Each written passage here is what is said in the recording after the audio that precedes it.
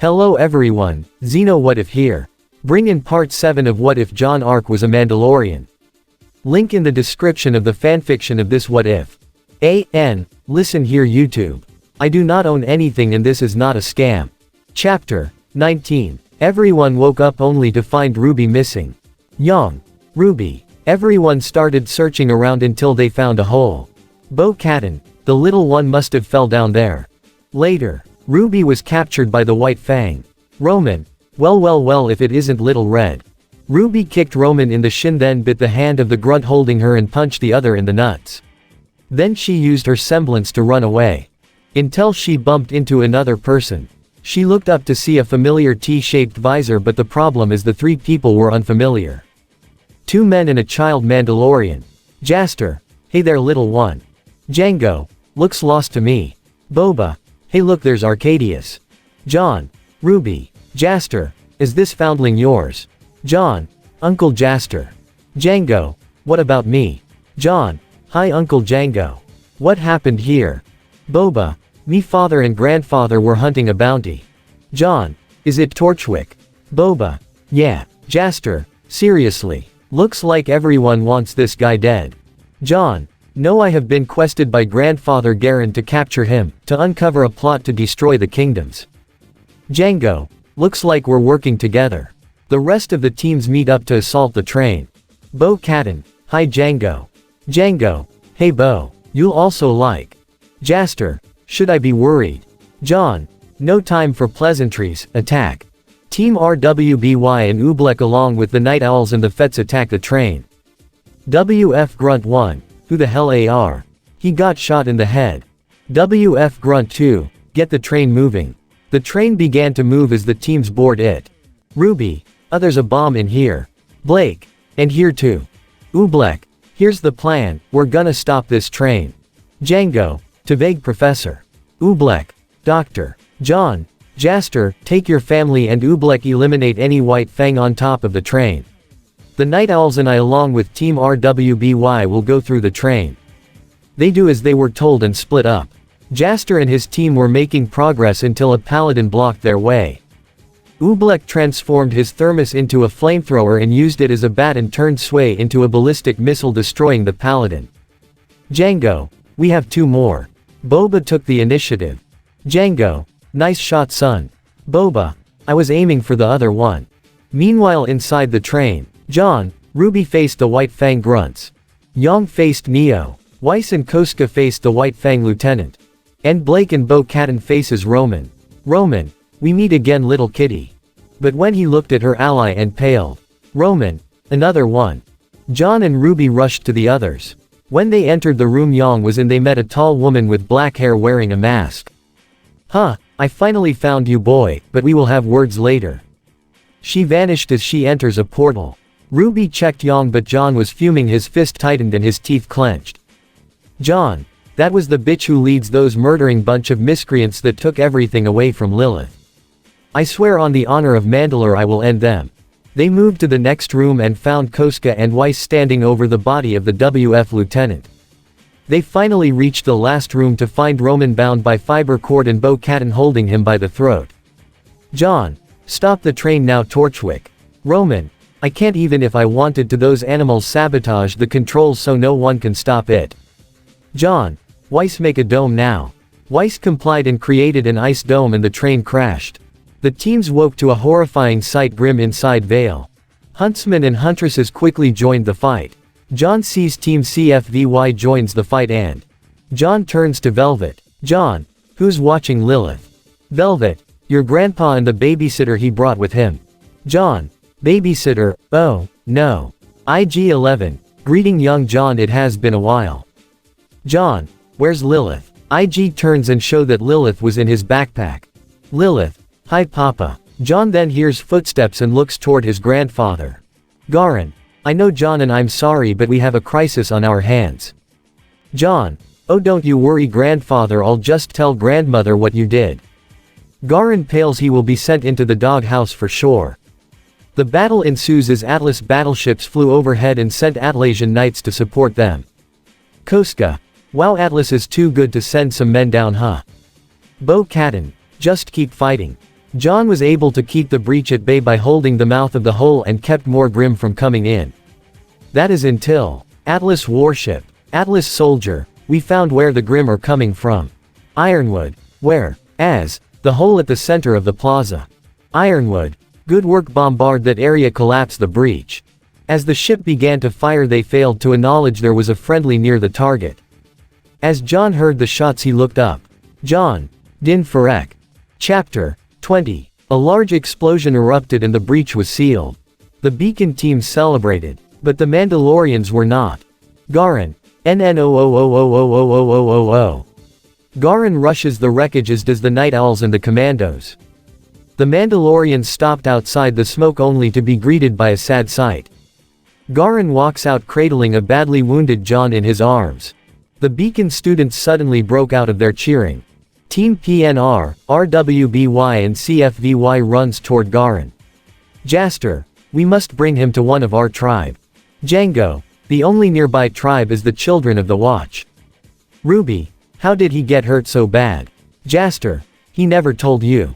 We Mandalorians never use our aura. Weiss, what in Ohm's name were you all thinking?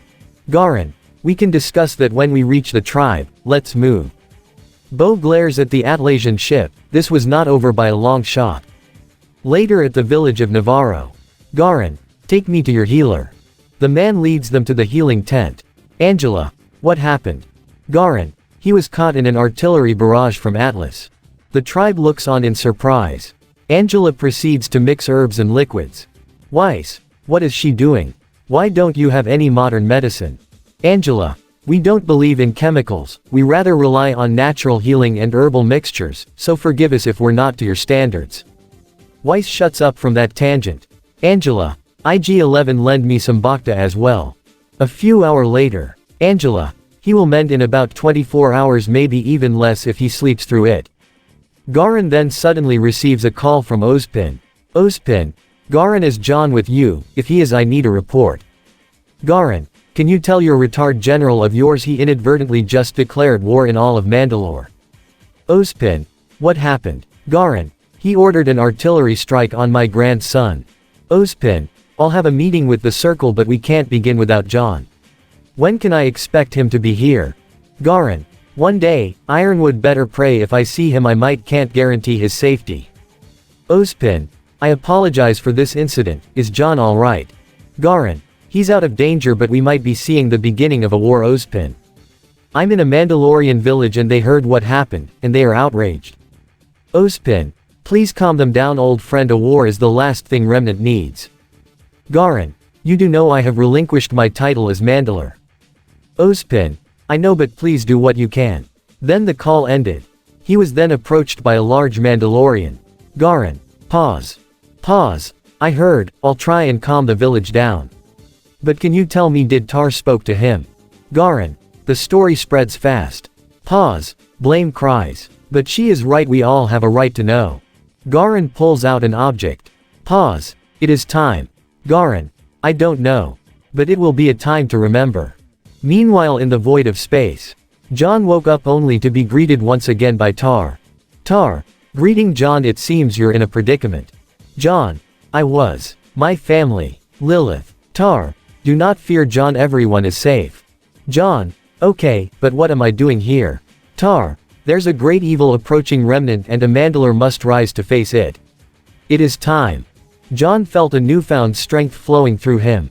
Tar, during my time at the Jedi Temple I was taught its codes. And to the best of my ability applied some of those codes to our Mandalorian code, but as time passed and wars come and go I saw my people become cold-blooded murderers. But your grandfather and his friends were the first to show the same honor I held. It was so much that it overshadowed the shame of one of my bloodline. Jaune uttered that disgrace of a name, Pre Vizsla. Tar, I want you to help my current descendant to become the man you are. Jaune, I promise in the name of the Arcadius clan. Tar smiles and asked Jaune to make a new code and he spoke. Jaune, honor is our strength, loyalty our will and love our guide, all of these makes us who we are. Family, honor and duty. This is the way. Tar nods and continues to teach Jaune of the Force. Meanwhile, Ublek was chatting with Garen about Mandalorian history. Blake was speaking with the villagers who are human, faunus and half-breeds. Yang was watching and guarding RWBY. RWBY and Weiss watch the local armorer make weapons and armor. Velvet, Pyrrha and Coco are watching over Jaune. Ren Nora and IG-11 is babysitting Lilith. Yatsuhashi and Fox are training with the other Mandalorians. 16 hours passed and Jaune suddenly healed so fast and he sat up. Velvet embraced Jaune. Velvet, you idiot, do you know how worried I was, sob. Jaune, I am sorry Velv. Garen enters and spoke. Garen, Jaune, I have something important to give you. I was told you spoke to the spirit of Tar Vizsla. Jaune just nods. Garen's finally found the last bit of evidence he needed. Garen, Jaune, by the name of Mandalore's past, this is yours. Garen hands him the dark saber. Jaune, knowing from Tar this means the time for war draws near. Jaune, did Ozpin try to contact me? Garen, yeah, he's gonna hold a meeting and he won't start it without you. Jaune, alright, let me resupply and get ready. Velvet, Jaune, you just recovered. Pyrrha, you should rest, think about Lilith. Then IG-11 enters carrying Lilith with Ren and Nora following suit. Lilith, Papa. Lilith embraces Jaune and he returned the hug. The rest just cooed at the moment. Jaune had his armor repaired and improved with RWBY drooling over at the side. Jaster and his family decided to stay in Vale and deal with some of the crime there, do a little bit of bounty hunting. Bo-Katan and the Night Owls accompanies Garen in Vale to support security. Jaune and the Beacon students went back to Beacon. IG-11 accompanied Jaune. They arrived at the launch pad. They moved through the stairs of the students. It was weird to see a fully armored and armed to the teeth man along with a strange-looking robot trailing them. Jaune sees a bickering couple causing a scene, recognizing the man to be an agent of Ozpin, decided to break it up. The two fought until a person got in the middle of them and blocked both their attacks with a blade and a spear. Jaune, that's enough. Winter, identify yourself. Jaune, I work for Ozpin, please stand down. Kiro, I don't buy it. Winter, enough Bronwyn, we already made a scene. Jaune head suddenly turns toward Kiro. Kiro, you got a problem bub. Jaune suddenly charges Kiro. Meanwhile, Weiss, sister, Winter, Weiss, what's going on? Wait, why is Jaune fighting that man? Winter, you know him. Weiss, he's our classmate. Winter, he claims he works for Ozpin. RWBY, yeah, he's Ozpin's bounty hunter. Winter, a young man. A bounty hunter. Jaune, your tribe will pay for its crimes, especially its leader. Kiro, what has Raven done now? The two continue to clash. Chapter 21. Jaune continues his assault. Kiro, I'm tired of getting heat from my sister. Jaune, doesn't matter, all of you are dead. Jaune couldn't draw the dark saber in anger, using his Beskar sword instead. The battle was being watched by many and a silver hair boy ran when he saw the man with the cape. But Jaune noticed him. Being distracted, he received a kick on the helmet. Jaune recovered and grabbed Kiro in a chokehold. Then, Ozpin, okay, break it up everyone, there's more interesting fights in the arena. Glinda scolds Kiro and Jaune. And they went to Ozpin's office and the rest of the teams returned to the dorms. Ozpin's office. Glinda, what are you two doing? Kiro, he started it. Points to Jaune. Jaune, and I'm going to finish it. Glinda cracks her whip. Glinda, enough. Ironwood, if you were one of my men I would have had you shot. Kiro, if I was I'd rather shoot myself, save you a bullet. Winter, the man's a drunk. Glinda, he's always drunk. They turn to see Kiro drinking again. Ozpin, okay, let's get to the point. Jaune, your helm. Jaune removes his helmet, surprising Kiro and Winter. Kiro, really Oz hiring kids? Jaune scowls. Ozpin, Kiro, this young man is just as if not more skilled and experienced than you. Kiro's eyes widen. Ozpin, well, let's get this emergency meeting underway. Ironwood, Shni, you are dismissed. Winter leaves the office. Ozpin, James, your army is becoming a hindrance. Ironwood, what? It's because of them that the breach was secured. Ozpin, indeed, by your execution of said actions is the problem. You almost inadvertently declared war on Jaune's people. Ironwood, please, as if a tribe of advanced warriors is enough to topple Atlas' army. Jaune almost drew his spear until Ozpin waved him. Ozpin, You badly wounded him by ordering a bombardment on his position. He was keeping the Grimm at bay until his allies arrived with charges to seal the breach. Glinda was mortified, one of her students nearly killed by friendly fire. Glinda. James. Ironwood. It was an accident. Kiro. Geez Jimmy, and I thought I was irresponsible. Ozpin. John, are you alright? John. I'll be fine, but I will not cooperate with him. Ozpin. I would like to reconsider your fleet leaving James. Ironwood.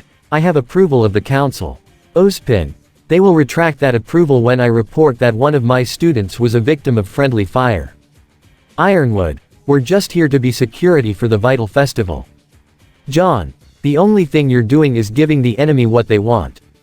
Ozpin. What do you mean by that? John. The White Fang's recent actions are causing fear. Torchwick's actions are causing panic. Now Ironwood's fleet is causing tension. Reports from my sources that Grimm are beginning to father outside of Vale. Ironwood. We'll defend the kingdom. And that's final. Kiro. Geez Jimmy, you sound like a kid giving a tantrum. Ironwood. And you want dark on us. Kiro. I had to break off communications, I was in enemy territory. Ironwood. We had all reason to believe you're compromised. Kiro. Well, good to know that's what you think when I'm out there risking my life getting you info. Ozpin. James, that's enough. You are dismissed. Ironwood reluctantly left the office. Ozpin. That could have gone better. Kiro. Oz, who's the kid and why is he glaring at me? Ozpin. I don't even know. John. He's part of the tribe that orphaned my daughter.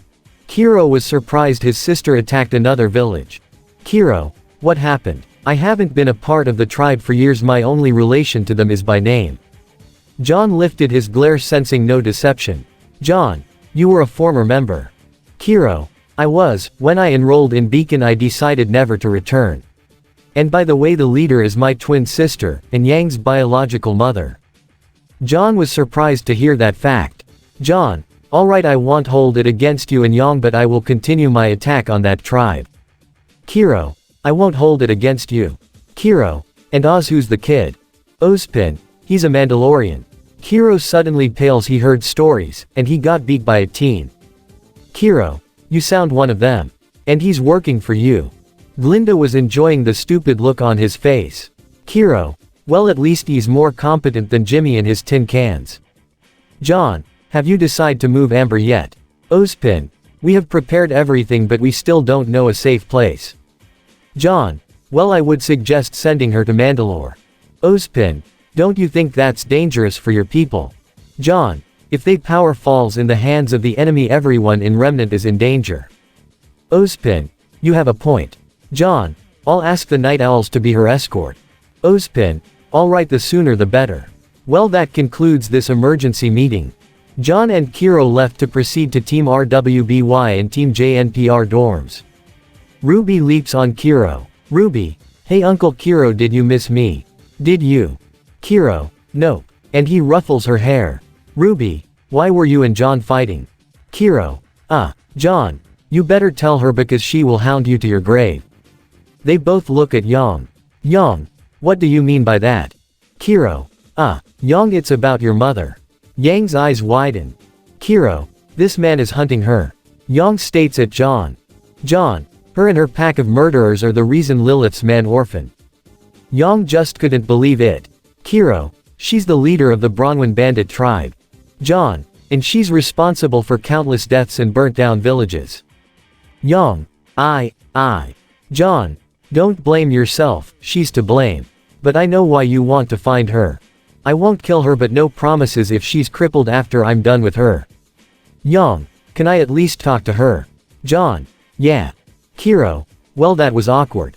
Yang. You know it. RWBY. Just look on in a somber expression.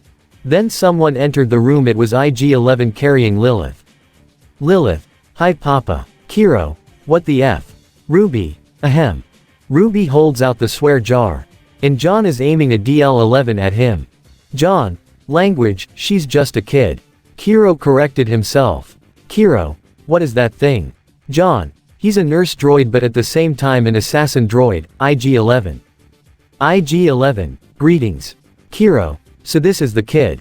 How old is she when it happened? John, 8 years old. Kiro closed his eyes and drinks out of his flask. Kiro, my condolences. John nods. Team RWBY and PNR are puzzled by the exchange. Then day went on as normal. Meanwhile in a hidden location, Roman's head got smashed on the table. Roman, you don't start with the head, the targets get fuzzy makes them not feel the next. Then a fist smashed into his hand. And Roman didn't even react. Roman, see, Garin, where are they? And the interrogation continues. And this at the end of part 7 this what if. Hope you guys like it. Do not forget to leave a comment down below and subscribe to the channel.